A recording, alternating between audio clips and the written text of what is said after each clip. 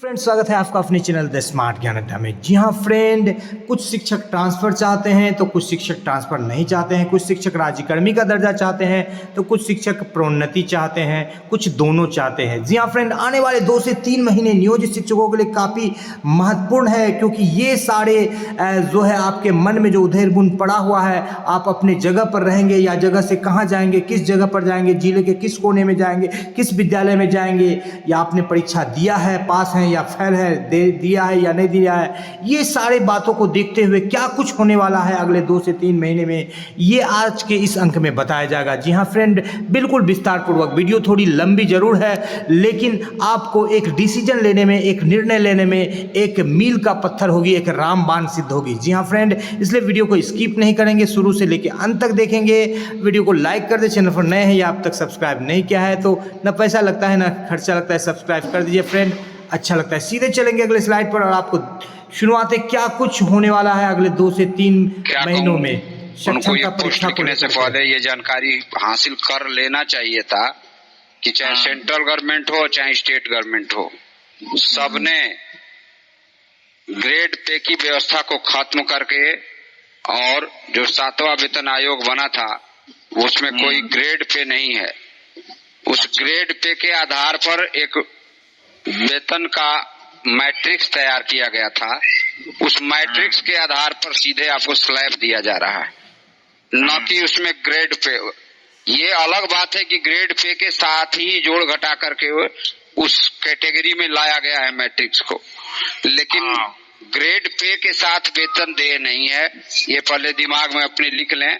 कुछ वर्षों से वेतन पा रहे होंगे, बीत गया कुछ समय उस स्लैब को पाते हुए। दूसरी बात जो आप पूछ रहे हैं, क्षमता पास करने के बाद जो विशिष्ट शिक्षक बनेंगे तो वेतन घटेगा कि बढ़ेगा, मैं सार संक्षेप में बात बता रहा हूँ।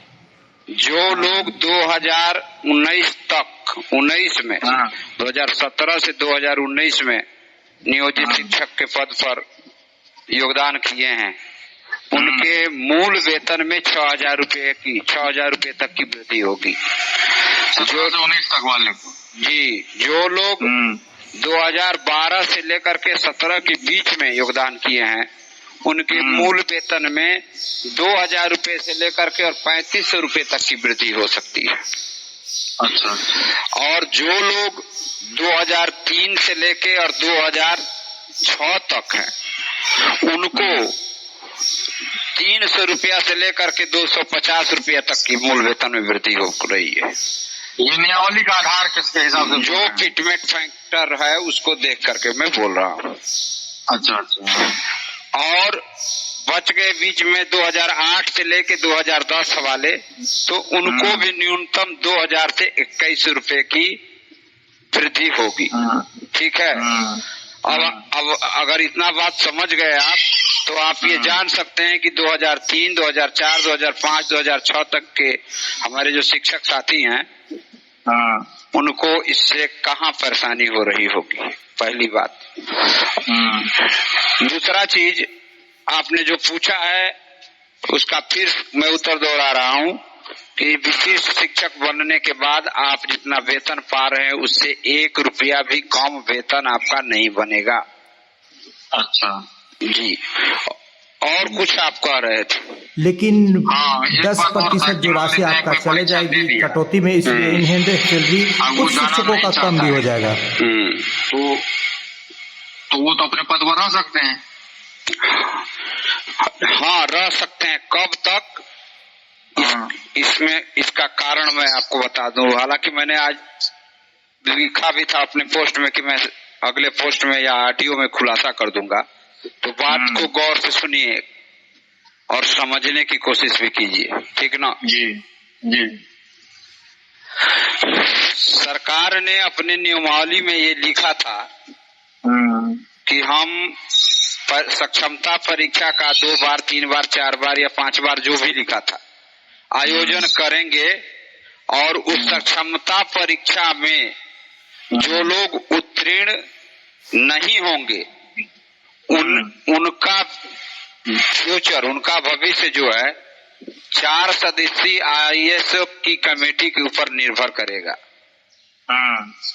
इस लाइन में बिंदु जो 4 है जिसको कोर्ट ने इंगित किया, इसमें एक बात ये भी लिखा गया था कि हम 5 बार तक परीक्षा करा देंगे। मैंने नियमावली में नहीं है, कोर्ट में जो पेपर दिया गया है उसमें कहा गया था। लेकिन उस बिंदु 4 को जब कोर्ट ने खारिज किया, कहा कि ये गलत है, तो वो सरकार के द्वारा लिखा गया वो सारा चीज खारिज हुआ। खाली यही खारिज नहीं हुआ कि जो लोग परीक्षा नहीं देंगे या फेल कर देंगे उनकी सेवा समाप्ति के बारे में जो कमेटी निर्णय देगी उस पर विचार किया जाएगा। केवल यही बात नहीं खारिज हुई, साथ साथ ये भी खारिज हो गया कि हम 2-3 बार से अधिक परीक्षा कराएंगे। ठीक है, गौर करने की बात है, केवल वो ही मांग खारिज नहीं हुई, वही चीज खारिज नहीं हुआ, जिस बिंदु में था सब खारिज हो गया। उस बिंदु में जो जो लिखा था वो सब खारिज हो गया, खत्म हुआ। ठीक है, इसका परिणाम रिजल्ट ये हुआ कि 3 बार से अधिक सरकार को परीक्षा कराने के लिए अब आप कोर्ट से भी दबाव नहीं बनवा सकते हैं। ये सरकार की कल्याणकारी उदारकारी नीति पर निर्भर करेगा कि 3 बार के बाद वो परीक्षा कराएगी कि नहीं कराएगी। अभी तक जो पता चल रहा है उसके अनुसार सरकार 3 बार से अधिक परीक्षा नहीं कराएगी। अब आपने पूछा है हमसे कि जो परीक्षा दे दिए हैं नहीं ज्वाइन करेंगे तो क्या होगा। आप एक चीज जान लीजिए, पहली, दूसरी, तीसरी परीक्षा, पहली सक्षमता, दूसरी परीक्षा सक्षमता और तीसरी सक्षमता का जल्दी होने का कारण क्या है?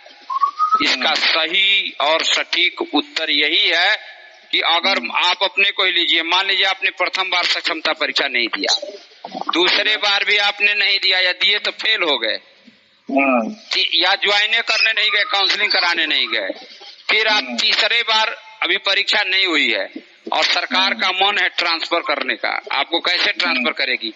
आपके पास तो 3 बार तक अपने पद पर जहाँ है जिस स्थान पर वहाँ बने रखने का ऑप्शन है, क्योंकि उसने ही आपको अधिकार दे रखा है कि आप परीक्षा दे के स्वेच्छा से 3 गो अपना निजी विकल्प मांग सकते हैं जहाँ के आप जाना चाहते हैं। तो उस अधिकार से आपको कैसे वंचित कर सकती है? वह तब तक वंचित नहीं कर सकती है जब तक तीनों अटेम्प्ट खत्म ना हो जाए। यानी 3 बार सरकार के द्वारा जब तक परीक्षा आयोजित नहीं कराई जा सकती है तब तक आप बादशाह हैं, आप सही हैं, आपका सारा नियम कानून सरकार के आगे ऊंचा है। आप बने रहिए अपने पद पर, न काउंसलिंग कराने जाइए और नहीं परीक्षा दीजिए। लेकिन जिस दिन तीसरी परीक्षा का आयोजन हो चुका होगा उसके अगले दिन आप अपने उस पद पर नहीं रह पाइएगा, क्योंकि सरकार एनी हाउ किसी भी कीमत पर आपको अपने उस स्थान पर नहीं रहने देगी जहां पर आप नियोजित के रूप में कह रहे हैं कि हम तो सक्षमता नहीं देंगे और नियोजित के ही नौकरी करेंगे। क्योंकि आप अपने तरह के अकेले नहीं हैं, आपके तरह के राज्य में और भी लोग हैं। तो जो और आपके तरह के राज्य में लोग हैं उनको आपके जगह पर और आपको उनके जगह पर भेजेगी गवर्नमेंट, ये निश्चित है। तो नियोजन इकाई से बाहर हो सकता है? बिल्कुल हो सकता है, इसलिए कि नियोजन इकाई साइलेंट हो गई, नियोजन इकाई को साइलेंट कर दिया गया, मृत प्राय हो गई। नियोजन इकाई से सारे जो नियोजित पद थे स्कूलों में वो सारे पद सरकार ने प्रत्यार्पण करवा लिया, वापस ले लिया।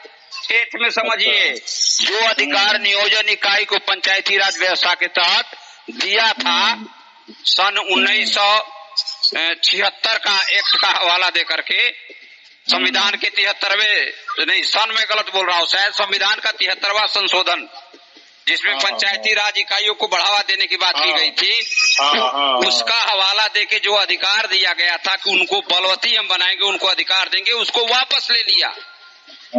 अब उनके पास ये अधिकार नहीं रहा कि वो नियोजन इकाई के रूप में विद्यालय में शिक्षक के रूप में किसी को नियोजित कर सकेंगे। ये बात 2019 में ही समाप्त कर दिया था सरकार ने, क्योंकि जो 2019 में नियोजन हुआ उसके बाद सरकार ने कहा कि अब हम नियोजन करबे नहीं करेंगे, अब हम जो भी करेंगे वो जिला स्तर की जिला कैडर पर भर्ती करेंगे, जिसका संपूर्ण प्राधिकार राज्य सरकार के पास होगा।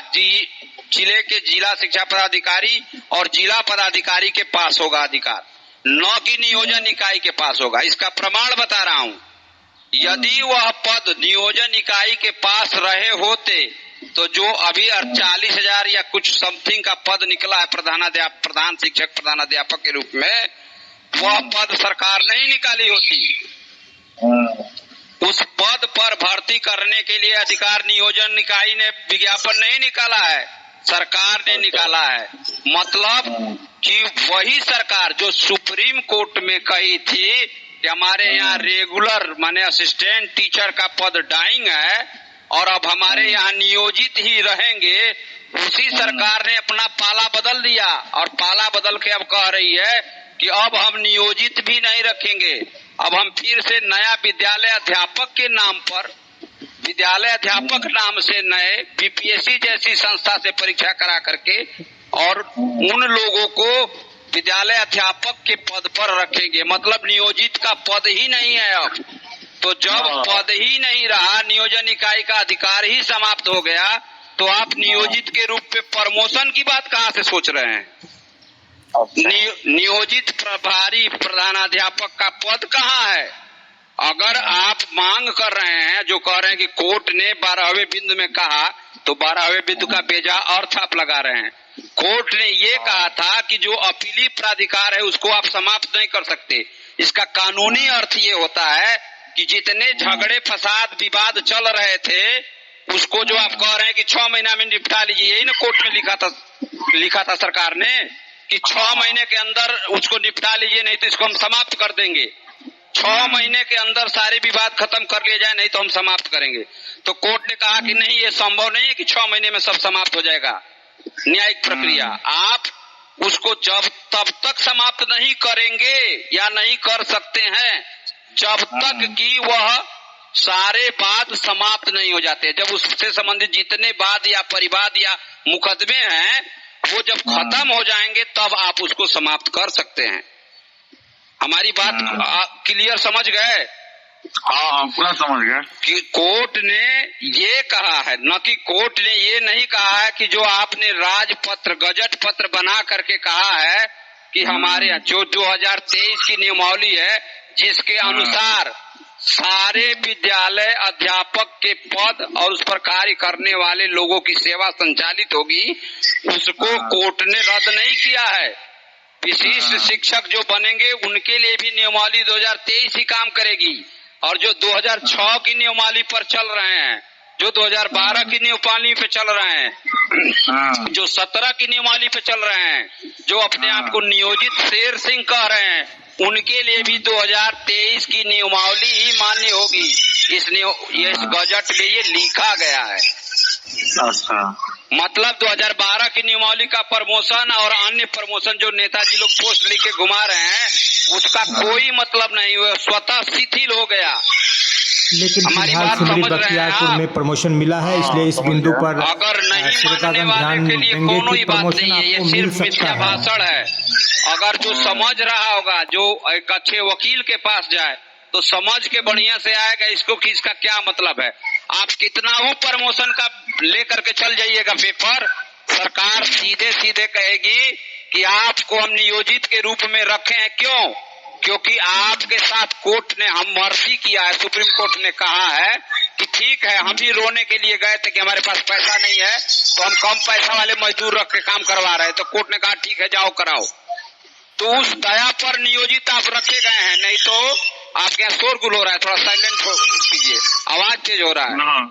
तो सहरसा में सिमरी बख्तियारपुर में प्रमोशन मिला है, श्रोतागण ध्यान देंगे। तो ये बातें जो कही जा रही है महानुभाव के द्वारा बिल्कुल पूरी तरह से साउंड पॉल्यूशन सही नहीं है। प्रमोशन भी मिल रहा है, क्योंकि मिल चुका है तो हाथ कंगन को आरसी किया, पढ़े लिखों को फारसी किया। बाद बाकी शेष वक्तव्य पर आप बिल्कुल विचार देंगे, ध्यान देंगे।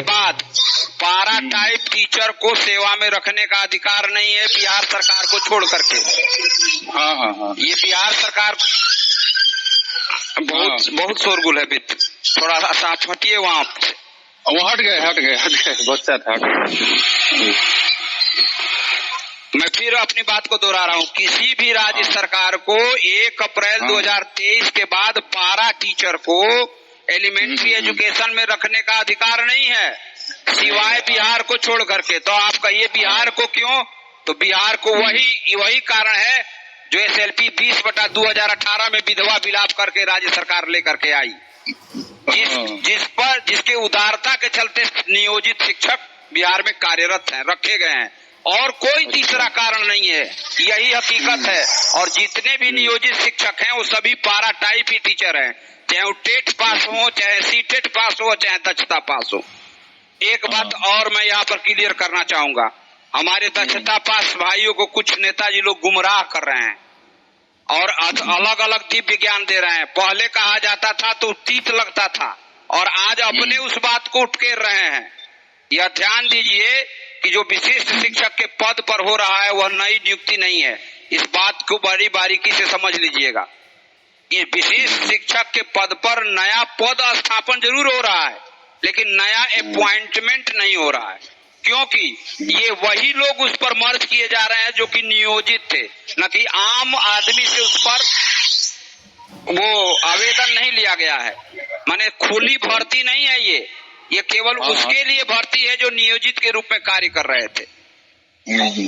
तो ये तमाम बातें हैं।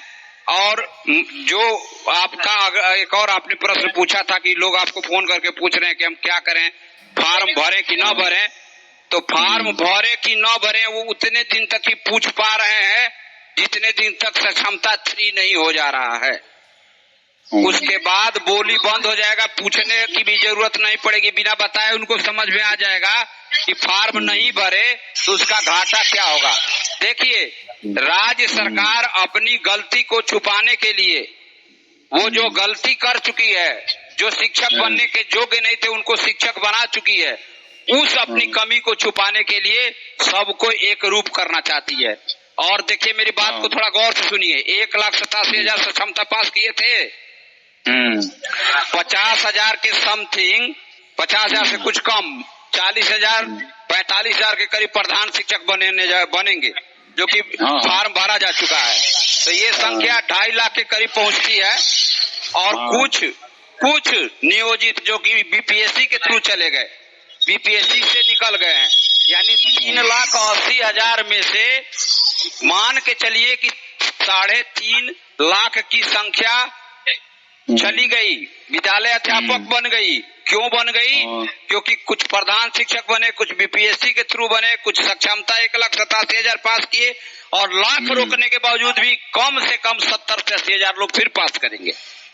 तो ये संख्या 3.5 लाख के करीब हो जाएगी। बचेंगे 30,000 से लेकर 35,000 लोग मुट्ठी भर, जिसको सरकार जिस दिन चाहेगी उस दिन मसल देगी। और मसलेगी क्यों नहीं? कारण उसका ये है कि आप, सरकार चाहती नहीं है कि आप HRA लेकर के अपने घर में बैठ करके नौकरी करते रहिए। आपको मकान किराया भत्ता देती है और आप अपने पंचायत में ही बैठ के नौकरी करते हैं। तो वो लोग उससे प्रश्न नहीं पूछेंगे कि हम BPSC करके आए तो हमको औरंगाबाद भेजे हो, हमारा घर पटना है तो तुम हमको औरंगाबाद भेज रहे हो, और जो BPSC नहीं किया है उसको हमसे अधिक वेतन भी दे रहे हो, HRA भी दे रहे हो, घरे में बैठाए हो। ये पक्ष भी सोचिए आप। तो इसलिए भैया मेरे, मैं आपको बता रहा हूं, चाहे आप सक्षमता दीजिएगा तब, चाहे नहीं दीजिएगा तब, आप जिस स्कूल में प्रथम योगदान किए थे उसमें नहीं रहेंगे। हमारे इस आवाज को नोट कर लीजिएगा, लिख के रख लीजिएगा, कहीं आने वाले 6 जून के बाद आपको खुद समझ में आएगा। जितने भी लोग सुन रहे होंगे, मैं इस ऑडियो को भेजूंगा ग्रुप में, नोट कर लीजिएगा, नहीं तो 10 को गाली दीजिएगा कि बेहुदा क्या कह रहा था। सरकार की मोनोपोली क्या है, इसको समझने की कोशिश कीजिए। दूसरी बात, जब नियोजन इकाइयों को समाप्त करने की तरफ वो कदम बढ़ा चुकी है सरकार, तो समर्थ को नहीं दोष घुसाए, समर्थवान है। राज्य सरकार को आर्टिकल 309 के तहत कानून बनाने का अधिकार है।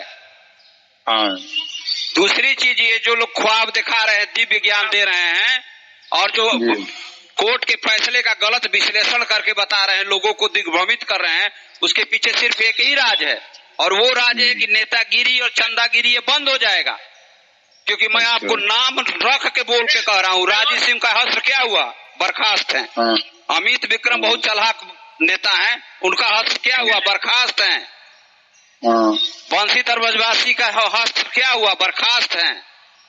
मुजफ्फरपुर के हाल ही के एक भाई ने अभी विरोध करना शुरू किया था गर्मी की छुट्टी को लेकर के, क्या हस्त हुआ है? बर्खास्त है। तो समय महान होता है भाई।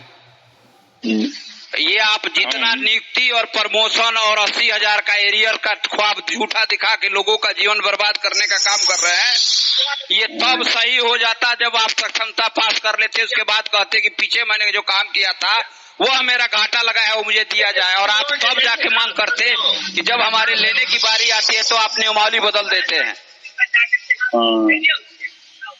तो न आप वहाँ पहुँच पाए हैं, न यह रह पाया है। जिस घर में थे वो छूट ही रहा है डैम में, आप पहुँच नहीं पा रहे हैं। तो मेरे समझ से अगर तनिक भी दिमाग हो आदमी को तो खुद अपने स्वविवेक से सोचना चाहिए कि सरकार जिस विधि व्यवस्था से चलाएगी उस विधि व्यवस्था से न चलना पड़ेगा। तरह तरह के भ्रामक पोस्ट मिल रहे हैं कि एनपीएस दुका हो जाएगा, ओपीएस दिलवा देंगे। अरे भैया, सबको बैकूफ का पैजामा समझ रखे हो क्या आप?